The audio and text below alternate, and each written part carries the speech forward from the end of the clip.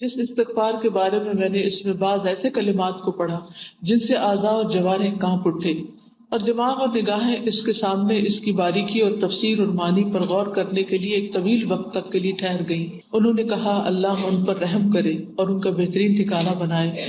اللہم انی استغفرک مما تبت الیک منہ ثم عدت فیہ واستغفرک مما جعلته لک علی نفسی ثم لم اوف به واستغفرک مما زعمت انی اردت به وجهک فخالط قلبی ما قد علمت۔ اے اللہ میں تجھ سے مغفرت طلب کرتا ہوں اس چیز سے جس کے بارے میں نے تجھ سے توبہ کی پھر دوبارہ اسے کر بیٹھا، یعنی ایک دفعہ کیا غلط کام، توبہ کی، پھر وہی غلطی کی دوبارہ، اور میں تجھ سے مغفرت طلب کرتا ہوں جسے تیرے لیے کرنے کے لیے میں نے اپنے نفس پر لازم کیا، یعنی میرے دل میں اخلاص تھا کہ میں صرف تیری رضا کے لیے وہ کام کروں گا، لیکن اس کو پورا نہ کر سکا، نیت کی تھی اور پھر کیا نہیں۔ کتنی دفعہ ایسا ہوتا ہے ہم نیک کام کرنے کی نیت کرتے ہیں، یہ نفل پڑھیں گے، یہ صدقہ کریں گے، یہ روزے رکھیں گے، لیکن اس کے بعد پھر بھول جاتے ہیں۔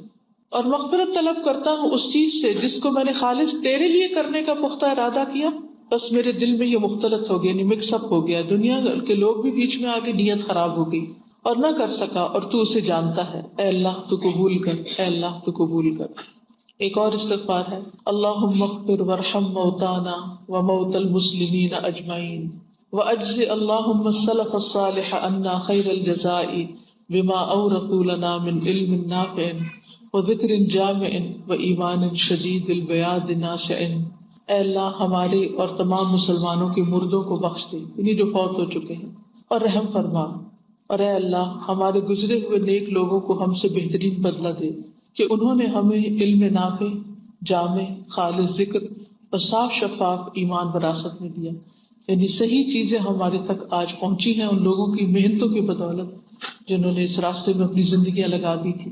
اے زندہ اور قائم رہنے والے اللہ، ہمارے تمام نیک اعمال کو خالص اپنی رضا کے لیے کر دے، اور ان اعمال کو ہمارے لیے خیر و بھلائی اور کامیابی کے ساتھ گواہ بنا دے، جس دن کے ہم ہر چیز سے خالی ہو کر سوائے نیک اعمال کے جو ہم نے دنیا میں کیے تجھ سے ملاقات کریں گے۔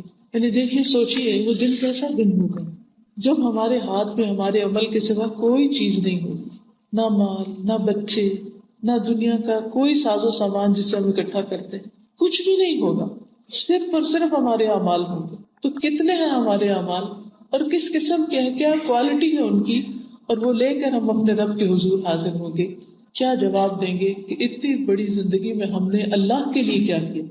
کیونکہ بہت سے کام ہم کرتے بھی ہیں تو ہماری نیت خراب ہو جاتی ہے، تو اللہ کے لیے نہیں ہوتے۔ اللہ تعالیٰ فرمائیں گے جس کے لیے کیا تھا اس سے جا کے اجر لو، اس سے کہو کہ وہ تمہیں اس کی جزا دے، کیونکہ تم نے میرے لیے تو کیا ہی نہیں تھا۔ اسی لیے آپ دیکھیں کفار اور منافقین اور مشرکین جو نیک عمل کرتے ہیں، جو اچھے اچھے کام کرتے ہیں، بڑی بڑی چیریٹی کے کام کرتے ہیں، اس پر انہیں آخرت میں کوئی اجر نہیں ملے گا۔ اس لیے کہ انہوں نے اللہ کے لیے نہیں کیے۔ کیونکہ بہت دفعہ لوگ یہ سوال کرتے ہیں نا کہ بعض اوقات نان مسلم ہم سے زیادہ اچھا کام کرتے ہیں تو ان کو کیوں نہیں اجر ملے گا؟ اس لیے نہیں ملے گا کہ انہوں نے آخرت کے لیے کچھ نہیں کیا، دنیا کے لیے کیا، اور دنیا میں ان کو واہ واہ مل گئی، لوگوں نے ان کی تعریفیں کر دی اور ان کا نام بلند ہو گیا، اور ان کا صلہ اور اجر ان کو یہی مل گیا۔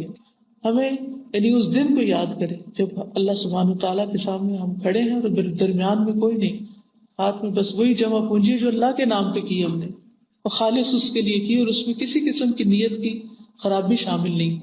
تو اس لیے اگر ہم کچھ کریں اور اس میں تو نیت کی خرابی بھی شامل ہو جائے، پھر استغفار کریں، یا اللہ میں نے جو کیا اور اس میں میرے اندر ایسی چیز آ گئی، کوئی خیال آ گیا، خود پسندی کا خیال آ گیا، اپنی بڑائی کا خیال آ گیا، اللہ تو اس کو بھی معاف کر دے، کیونکہ میں نے کیا تو تیرے لیے تھا، لیکن اپنے نفس کی کمزوری کی وجہ سے میں اس سے پھر گیا، اس سے ہٹ گیا۔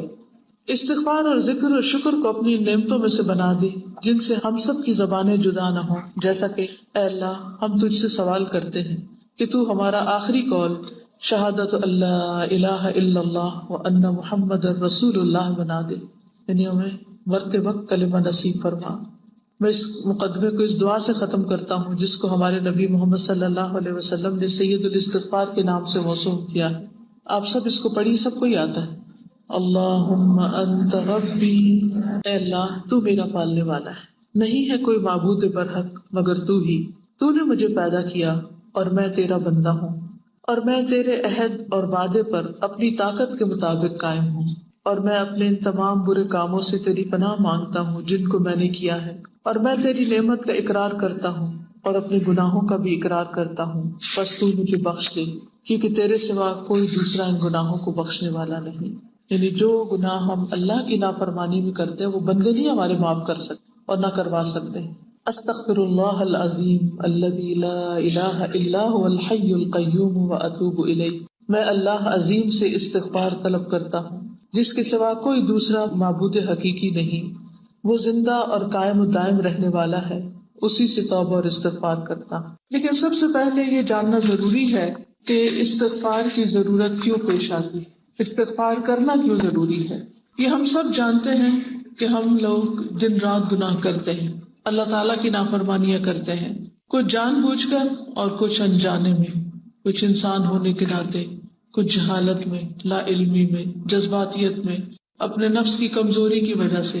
لیکن چونکہ گناہ انسان کے حق میں نہایت نقصان دہ ہے، تکلیف دہ ہے، اس لیے انسان کا فائدہ اس میں ہے کہ وہ جتنا جلدی ہو سکے اپنے گناہوں کی معافی مانگ لے۔ اللہ سبحانہ و تعالیٰ نے انسان کو اپنی عبادت کے لیے پیدا کیا، یعنی دنیا میں اپنی اطاعت کے لیے پیدا کیا، فرما برداری کے لیے پیدا کیا، نافرمانی کے لیے پیدا نہیں کیا۔ اس لیے ہم سب کے لیے لازم ہے کہ ہم حد الوسع یہ کوشش کریں کہ وہ کام کریں جو اللہ کو راضی کرنے والے ہوں، اور ان کاموں سے بچیں جن سے اللہ سبحانہ و تعالیٰ ناراض ہوتا ہے۔ ہم دیکھتے ہیں کہ تاریخ میں جن لوگوں نے، افراد نے یا جن قوموں نے اللہ کی نافرمانی کی، گناہ کے کام کیے، ان پر کیسی کیسی مصیبتیں آئیں، کیسے کیسے عذاب آئے۔ اگر ہم دیکھیں تو آدم علیہ السلام کو جنت سے کس چیز نے نکلوایا؟ ان کی غلطی تھی، انہوں نے وہ پھل کھا لیا شیطان کے کہنے میں آ کر، جس سے اللہ سبحانہ و تعالیٰ نے ان کو روکا تھا، جس کے نتیجے میں وہ ان راحتوں، نعمتوں، آسائشوں سے محروم ہو گئے۔ تو گویا گناہ انسان کو نعمتوں سے محروم کرنے والی چیز ہے۔ پھر اسی طرح ابلیس جو فرشتوں کے ساتھ رہتا تھا اور نہایت عبادت گزار تھا، اور اس کا ایک بہت بڑا مقام تھا، لیکن کس لیے وہ راندہ درگاہ ہوا، کس لیے ذلیل اور حقیر ہوا، کس لیے اللہ کی رحمت سے دور ہوا؟ کیونکہ اس نے اللہ کی نافرمانی کی تھی۔ پھر اسی طرح زمین پر آپ دیکھیں کہ آنے کے بعد آدم علیہ السلام کی اولاد میں جو مختلف قومیں پیدا ہوئیں، ان میں قوم نوح کو دیکھیے، قوم نوح کو پانی میں کیوں غرق کر دیا گیا؟ آسمان کیوں ان پر برسا؟ زمین سے پانی ان کے لیے کیوں ابل آیا؟ کیونکہ انہوں نے اللہ کے رسول کی بات نہیں مانی تھی، اللہ کی نافرمانی کی تھی۔ وہ کون سی چیز تھی جس نے قوم عاد پر باد سرسر مسلط کر دی تھی کہ وہ ہوا جس پر سے بھی گزرتی، انسانوں، کھیتوں، چوپایوں، جانوروں، مکانوں، کسی بھی چیز پر جو ہوا وہ گزری اس کو تباہ و برباد کر کے رکھ گئی، اور انسان اس طرح گرے پڑے تھے، مرے پڑے تھے، گویا درختوں کے تنے اکھڑے ہوئے ہوں۔ وہ کون سی چیز تھی جس نے سمود جیسی طاقتور قوم کو، جس نے بہت مضبوط گھر بنا رکھے تھے پہاڑوں کو تراش تراش کے، ان کو صرف ایک چیخ کے ساتھ ہلاک کر دیا؟ وہ ان کے گناہ ہی تھے جن کے نتیجے میں وہ ہلاک اور برباد ہوئے۔ اسی طرح وہ کون سی چیز تھی کہ جس نے قوم لوط کو اس بربادی سے دوچار کیا کہ ان کی ساری بستی کو نیچے سے اٹھا کر اوپر لے جایا گیا، اتنا اونچا کہ اوپر پہ فرشتوں نے قوم لوط کے کتوں کے بھونکنے کی آوازیں تک سنی، اور پھر اس بستی کو اوپر سے نیچے دے مارا گیا، جس کو قرآن مجید میں آتا ہے وَالْمُؤْتَفِكَةَ أَهْوَىٰ، الٹا دی جانے والی بستی کو اس نے دے مارا، یعنی پٹھا دیا۔ وہ کیا چیز تھی؟ اللہ کی نافرمانی تھی، گناہ تھا۔ وہ کون سی چیز تھی جس نے فرعون جیسی طاقتور انسان اور اس کے طاقتور لشکروں کو ڈبو دیا؟ وہ گناہ ہی تھے، وہ نافرمانیاں ہی تھی۔ وہ کون سی چیز تھی جس نے قارون اور اس کا گھر اور اس کا مال و اسباب اور ساری چیزیں زمین میں دھنسا دی؟ وہ اس کے گناہ تھے، اس کا تکبر تھا، اس کی اکڑ تھی۔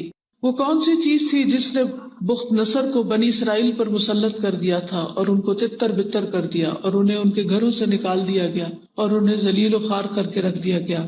یہ ان کے گناہ ہی تھے۔ اسی طرح بعد میں بھی ہم دیکھتے ہیں کہ کتنی ہی قومیں آئی ہیں کہ جو دنیا میں بڑی طاقتور تھی، بہت آباد تھی، بہت شاندار تھی ان کی ساری بستیاں اور ان کا رہن سہن، لیکن کس چیز نے ان کو ذلیل و خوار کیا؟ یہ ان کے گناہ تھے۔ تو اس لیے ہم سب کو ان سارے واقعات سے، ان واقعات اور اس کے علاوہ بھی جو قرآن و سنت میں بیان ہوئے اور تاریخ ہمیں بتاتی ہے، ان سب واقعات سے سبق لینا چاہیے اور اللہ کی نافرمانی سے بچنا چاہیے. لیکن چونکہ ہم انسان ہیں، ہم کمزور ہیں، ہم سے غلطیاں ہو جاتی ہیں، ہم سے ایسی باتیں ہو جاتی ہیں جو اللہ تعالیٰ کو ناپسند ہوتی ہیں. دیکھیں ہم کتنے ہی ایسے کام کر جاتے ہیں کہ جو ہمارے والدین کو ہم سے ناراض کر دیتے ہیں، یہ والدین ہم سے خفا ہو جاتے ہیں. کتنی غلطیاں ایسی ہوتی ہیں کہ جن کی وجہ سے ہمارے بہن بھائی ہم سے ناراض ہو جاتے ہیں. کتنی غلطیاں ایسی ہوتی ہیں جس سے ہمارے بچے ہم سے ناراض ہو جاتے ہیں، ہمارے دوست احباب ہم سے روٹھ جاتے ہیں. پھر ہم کیا کرتے ہیں؟ کیونکہ ان کی خفگی یا ان کی ناراضگی ہم سے برداشت نہیں ہوتی تو ہم ان سے معافی مانگتے ہیں، ہم ان کو سوری کر لیتے ہیں. اور جو سوری نہیں کرتا وہ ان پیارے رشتوں کو کھو دیتا ہے. اسی طرح جو شخص اللہ تعالیٰ کو ناراض کرتا ہے اور دن میں پتہ نہیں کتنی دفعہ اللہ کی نافرمانی کے کام کر جاتا ہے، انسان کو چاہیے کہ وہ ساتھ ساتھ توبہ کرتا رہے، واپس پلٹتا رہے، تاکہ کسی گناہ کے وبال میں اللہ سبحانہ وتعالیٰ ایسا ناراض نہ ہو کہ ساری نعمتیں چھن جائیں اور ہر نعمت سے محرومی نہ ہو جائے.